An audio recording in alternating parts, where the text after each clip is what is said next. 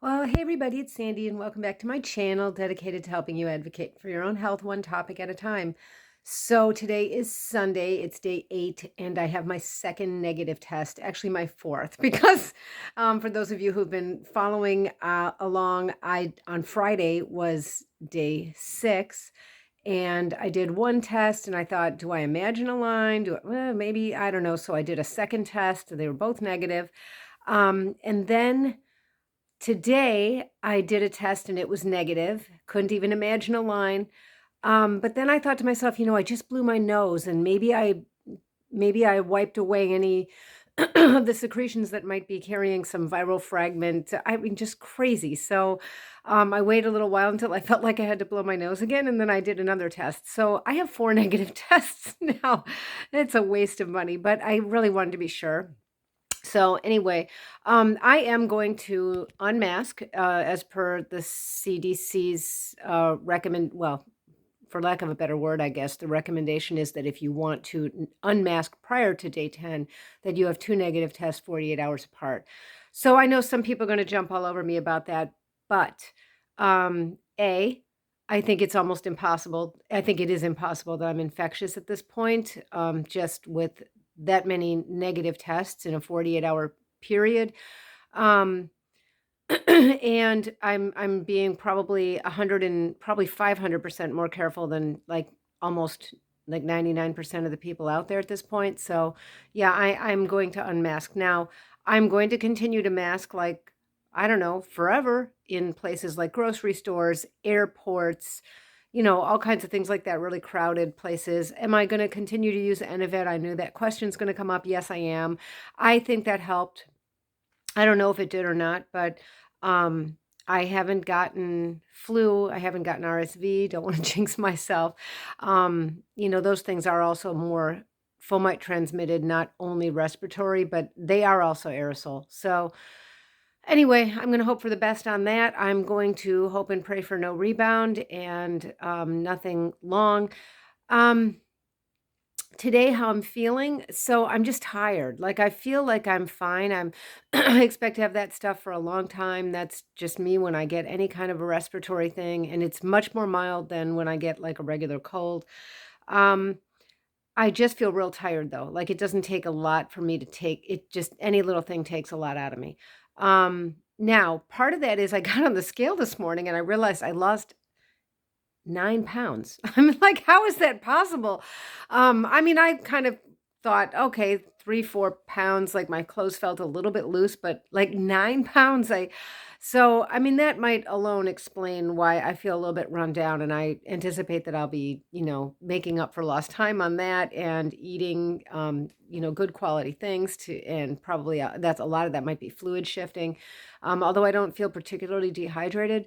But I can tell that my blood pressure is a little low. So the way you can tell that is if you'd have to kind of have a pattern that if you take your pulse right here on the side of your neck, you can tell if it's a little less of a bound against your finger than normal. You'd have to be somebody who takes that periodically. But I can tell it's a little weaker than normal. Now it's not going really rapidly or anything. There's no like signs of acute dehydration, but that does tell me I probably need to up the fluid intake now that I'm getting better and I'm up and around. But wow, 9 pounds. So I'm really glad that the last few days, the last 4 days, 3 out of the 4 days, I asked my husband, he was so kind to go do this, to go get salmon. I love king salmon. It's ridiculously expensive. Sometimes I eat that like once a month. But I had these terrific cravings for that the last few days. And I'm just so happy that we did that. I'm happy it was available. I'm happy my husband was happy to do it. I'm grateful that I, could pay for that.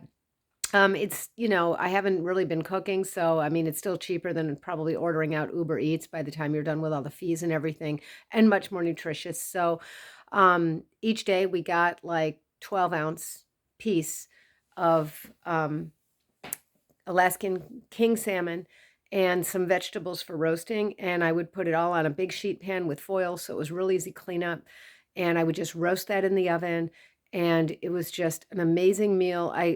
Given how that I was sick, I've really enjoyed that.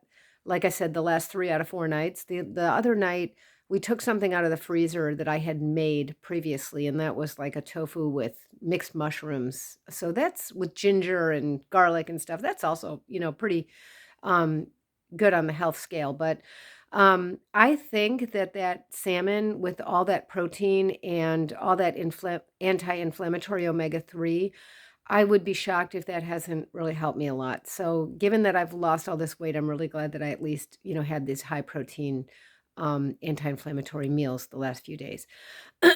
So what else? I'm also really grateful that I turned negative when I did. I'm grateful this wasn't a lot more severe than it was. I'm grateful that I have a comfy mattress. Today, the whole place is torn apart because now my husband and I are going to move back in. He's going to move back in here now with me. And so I decided I want to change all the sheets and wash everything. And then I decided I've been laying in this one spot on the mattress for like a week, sweating and whatever. So I decided it's the day to turn the mattress. So we did that. So I wasn't really tired and winded before, like that would explain why I am now. And why not have this be the good day to like throw all kinds of stuff from the closet and purge and decide what goes to Goodwill? Sure, why not? Let's Oh my goodness. I'm, just trying to pretend I'm all better, but I'm on the mend. I still am having bouts of that dry cough. They're few and far between, but when they're there, they're really annoying. I'm still using that little nebulizer with just saline in it, that and a cup of hot tea. Because I'm a nurse, I know how to do chest PT, so I can't reach every place, but I can do it. It's when you kind of do this cupped hand patting on the chest and over the rib cage. If I could reach the middle of my back, I would, but it tends to move mucus in the lung, and so when you cough, it gets a little more productive. But again, it's the way my symptoms go typically when I have a regular cold, much worse. Flu, don't even ask. Um, yeah, so hoping and praying for no rebound, hoping and praying for no like newly developed lung symptoms. I have been taking walks. Yesterday, I took 2 walks around the block. There have been days where I've done like just some exercise bands or something with like little ankle weights, just some leg moves. I just go based on how I'm feeling. So if I feel like today I feel a little bit weak, I was going to today, but I think I'm just going to wait till tomorrow. Now, every day I've been doing some form of meditation, be it straight old mindfulness meditation or yoga or both. And I will do that today at some point. I'll do one or the other or both. I think that's helped me a lot.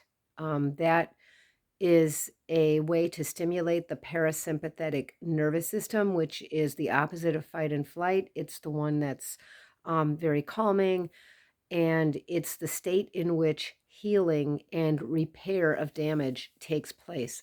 So it's very important to spend some amount of time in your life, preferably daily, doing something that is contributory to stimulating the parasympathetic nervous system. There's all different things to do. There's meditation. There's all different kinds of moving meditations if you don't have the patience for that. There's Tai Chi, there's yoga, there's Qigong, I know nothing about. I've done Tai Chi. I can't say I know to do it well. I do know yoga, and I actually have a certification as a yoga instructor. I don't teach yoga actively, but I did that so that I could improve my own practice and know how to do it well on my own. So I am a registered yoga teacher.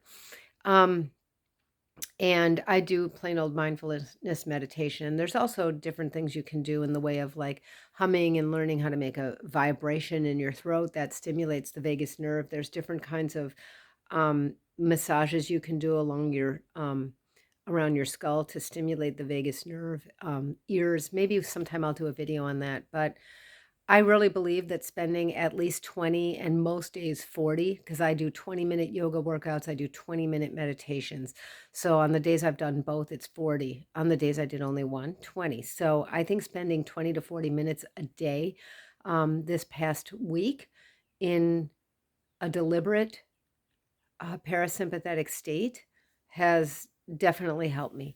And nobody could convince me that it hasn't. So yeah. Um, no more side effects of Paxlovid. My last dose was over 24 hours ago now. Um, the taste went away almost as quickly as the Paxlovid did. Um, my taste was never altered. I know that people bring that up in the Facebook group. I have not heard of too many people losing their sense of smell or taste with Omicron, and the only ones I have heard of having had that happen with Omicron, or since Omicron, I should say, so post like Delta and original variants and things like that, they've all gotten it back pretty quickly. So I didn't experience any alteration in that. I was able to taste very well throughout. Most days I would have like a gluten-free bagel and some like coconut butter or just a piece of whole grain, like gluten-free toast with some vegan butter that's basically a coconut cultured butter. That's what I had most days, like as a kind of a lunch or brunch. And then I've had that salmon at night for dinner. Though that's just the last 4 days. Prior to that, I really wasn't hungry. Day one and two, I really didn't eat. And I've had lots and lots and lots and lots of herbal tea. So as far as herbal tea, I do just want to mention that Consumer Labs did a study. I think it was Consumer Labs looking at which teas have more of these heavy metals and these toxins and things in them, and a lot of tea has that. And the only brand that I found that was consistently meeting the standards was Traditional Medicinals Organic. So I only buy their teas. And one of these days, I'll probably start buying loose teas because now I've read that the bags actually are a little bit, not so good for you, and that gets infused into your water. But they have one called Breathe Easy, and it's a combination of eucalyptus and mint. And they have one called A Cup of Calm, which is a combination of lavender and mint. And for whatever reason, a combination of those two has been very, very pleasant to me these last few days. So I've had several cups of that. Like I'll drink it halfway down and add hot water, so I'm not like wasting all these bags. But I've had several cups of that a day for the last several days, and I'll probably continue to do that. So yeah, I'm going to continue with like the work here until I drop over. And I think I am going to have my coffee. I've just started enjoying my coffee again just in the last couple of days. So that's a good thing. And I think prior to that, I will just do a quick meditation. And so until next time, be well. Bye bye.